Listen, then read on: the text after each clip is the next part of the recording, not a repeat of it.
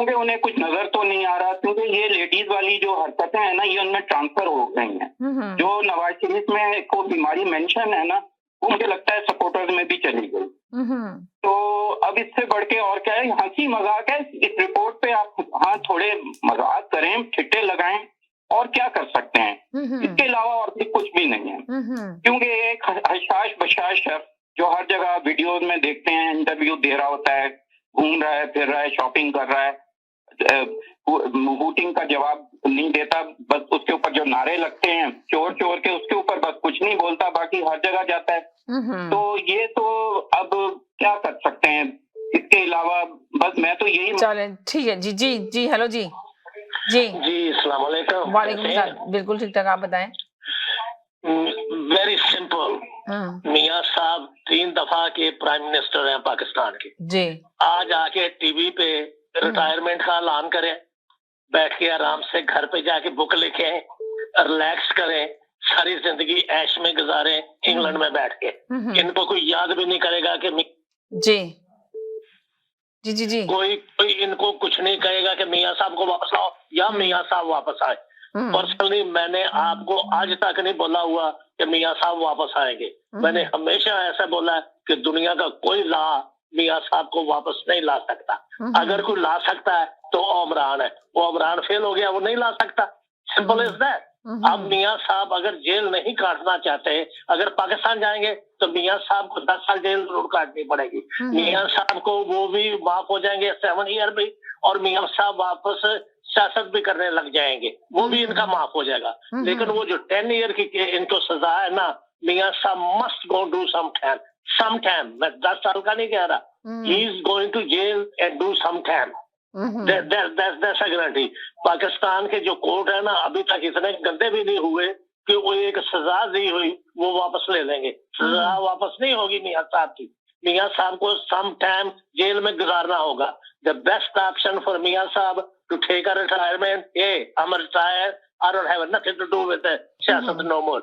घर पे बैठ के अपना बच्चों से खेले, अपना पोतिया पोतों से खेले, और बुक लिखे जो इनको नहीं लिखनी आएगी।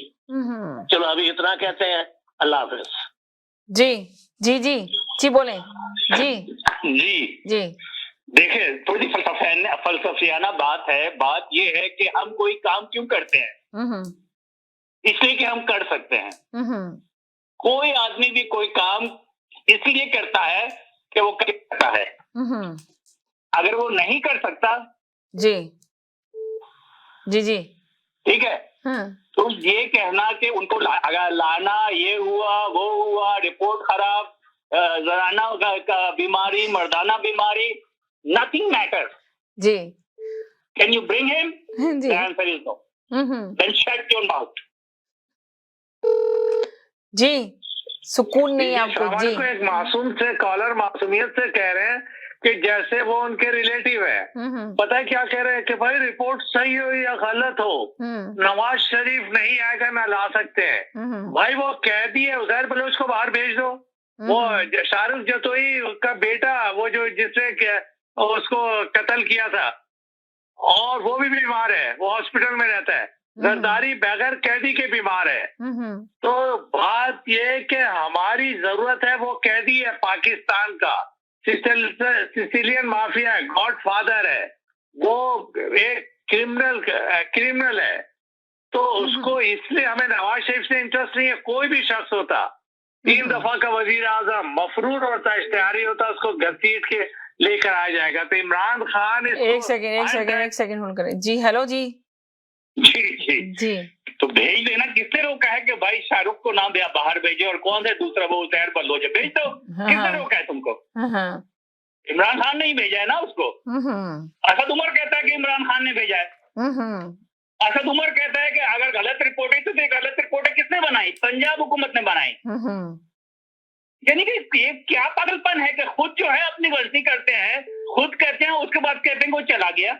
वो भाई चला नहीं गया, तुमने भेजा अपनी गलत रिपोर्ट। तुम्हारी नाअहली इतनी है कि तुम एक्चुअली रिपोर्ट भी नहीं पढ़ सके, जिसके बारे में तुम कहते थे कि ये मैंने 3 बोर्ड से जो है वेरीफाई कराया है। शौकत खानम के बोर्ड से वेरीफाई कराया है। किसको बेवकूफ बना रहे हैं ये? जी ये सोचने की बात है ना कि आप 10 आदमी से वेरीफाई करा ले, मुल्क का वजीर आजम है, मतलब पाकिस्तान की हंसी सारी दुनिया में उड़ रही है कि यार ये वजीर आजम है जो कहता है कि मुझे लोग बेवकूफ बना के चले गए। यानी ये तो देखे ना आप एंगल, और वो ये साथ में ये भी कहता कि हाँ ये मैंने सारे अपने यानी कि मुख्तलिफ बोर्डों से जो है मैंने इसको वेरीफाई कराया था। तो तुम्हारे लिए अहलियत क्या है? इसी वजह तो तुम जहां जाते हो वहां तुम्हें जूते पड़ते हैं, कोई तुम्हें बुलाने को तैयार नहीं है, चीनी सदर तुमसे मिलने को तैयार नहीं है।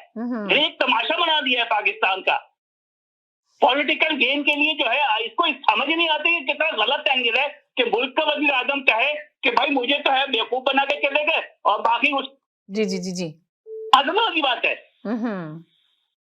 चले, शुक्रिया शुक्रिया, थैंक यू जी। हेलो जी। हेलो, अस्सलाम वालेकुम। वालेकुम सलाम जी, बोले जी।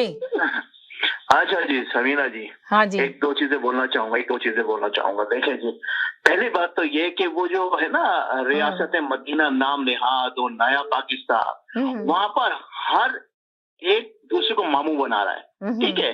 तो वो बन गया मामूओं का नया पाकिस्तान। अच्छा, अब हो क्या रहा है मामूओं के नया पाकिस्तान में? जिस तरीके से पीपल्स पार्टी ने मामू बनाया जमात इस्लामी को 29 दिन के धरने में, इसी तरीके से नवाज शरीफ, वजीर आजम नवाज शरीफ साहब ने मामू बनाया है हुकूमत को, सही तरीके से नियाजी को, ठीक है?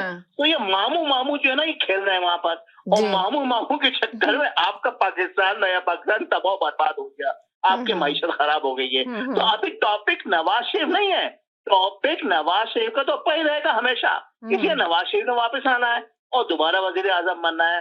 बात असल में समीना जी ये है कि उस मामूओं के नया पाकिस्तान में हो क्या रहा है। उस मामूओं के नया पाकिस्तान में भट्ट साहब ने भी हाईलाइट किया है, और यही आज का टॉपिक रहना चाहिए कि भाई आपका जो जहादिस्ट मसूद खान, ठीक है, खान जहादिस्ट जो है वो टेररिस्ट माइंड है, और ये आकर सिजिल माफिया की बात करते हैं, इनको सिजिल की स्पेलिंग भी नहीं पता होगा। तो सिजिल माफिया एक्चुअली ये क्रिमिनल टेररिस्ट ऑर्गेनाइजेशन है, बिल्कुल वही माइंड है जो नियाजी का है, जिसको मियां नवाज शरीफ साहब ने, वजीर आजम ने मामू बना दिया है। तो भाई सबसे बड़ा नुकसान तो यही हुआ है कि उस एम्बेसडर को, मसूद खान को, जो टेररिस्ट माइंड था और जितने भी जो टेररिस्ट ऑर्गेनाइजेशन थी सबको सपोर्ट करता था वो, ठीक है? आप ये देखें कि अमेरिका ने जलील करके निकाल दिया वहां से। तो भाई इनकी जो औकात ही यही है कि ये मामू खेलते रहे और दुनिया इनको लात मारती रहे। तो इसी वजह से अमेरिका ने लात मारा नया पाकिस्तान के मामू को, और दूसरी तरफ चाइना ने नया पाकिस्तान के मामू नियाजी को लात मारा। इसलिए जा रहे थे भीख मांगने के लिए, तो इन्होंने भीख मांगी है $5 बिलियन की, इसलिए कि इनसे तो मुल्क नहीं चल सकता है, ये मुल्क तो तबाही हो गया। और इस वक्त मुल्क कहा रही है is the corner on the verge of bankruptcy. बिल्कुल ये बिल्कुल कॉर्नर पर चला बैंक्रप्सी के, आपका रियासत मदीना और मामूओं का नया पाकिस्तान। तो ये सूरत हाल है। सेकंड ये है कि हकीकत में बात ये है कि इस मामूओं के जो नियाजी को जाना था।